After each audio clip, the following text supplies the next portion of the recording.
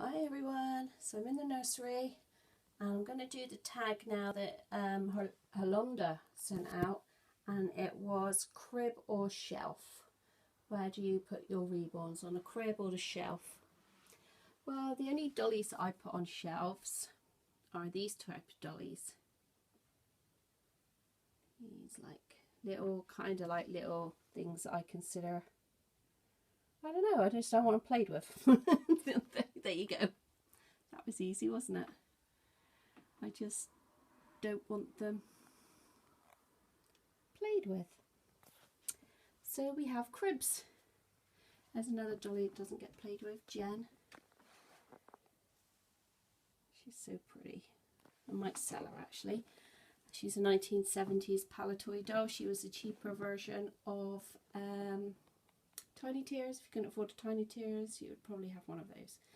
Anyway, so also I've changed the nursery around again.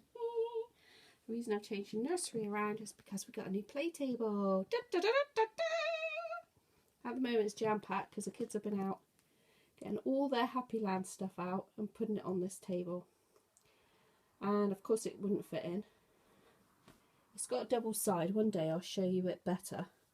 This side is like a garden-y scene, with bits of water and that fancy garden, and the other side is a road scene. Anyway, so if we go back to the door. So we've got, I put the changing changing table, the little cot and the big cot in this area now, in the little nook where the toys were. The bunk beds have stayed where they are. The stacking shelves have gone there in front of this cupboard. This was where the cot and that used to be. So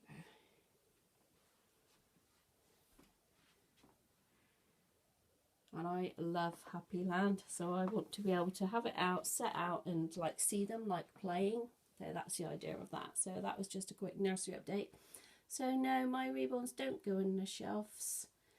They are to help satisfy my my nurturing need, you know, my need to nurture, not only to play nurture, but also to nurture the inner child in me that didn't get this kind of treatment when she was little.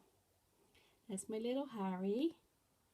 He's sleeping in the cot, and you know, this is how the cot would look. Probably not so many toys in, but you know, I have a big amount of Beatrix Potter, Peter Rabbit stuff, so I do want to have it out on display.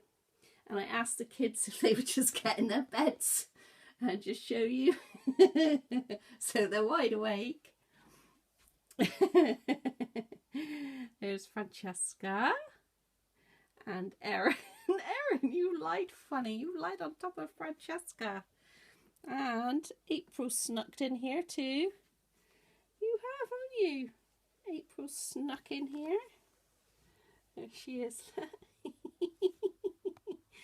So they're doing the top bunk thing. All right there, Frankie. Yeah, good girls. Thank you for doing that.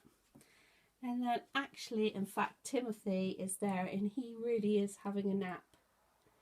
So Timothy is there having a nap. Annabelle is right under the covers doing her pretends.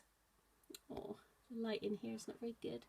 And Lizzie, well, Lizzie's trying to give her Annie doll. Look at that. That's a vintage Annie doll from her auntie. And the only person that sits on a shelf, Lizzie just wanders around. Lizzie never sleeps. The only person that sits on a shelf in my nursery is Benjamin. Isn't it, Benji? Hey, you're the only one that sits on the shelf, aren't you? Because you can see all the comings and goings. What's going on? So he stays in his bumbo. It's kind of like where he lives, but he does come down and play. So, I think it's up to people, it's up to individuals. I know that there are some artists who won't sell to people like me, who will just play with what they consider to be their artwork. and because over time it will wear and tear. You're always changing them, you're playing with them. Of course there's going to be a wear and tear. But you know, I kind of like think that I'm paying the money and I'll do what I want. And I do know a lot of people who do put their reborns and their doll collections behind glass. And you know how this is going to sound really daft, but I think, oh my god, how's that kid breathing? There's suffocate behind the glass. I know, it's never one step closer to being quasi. I know this. Bye.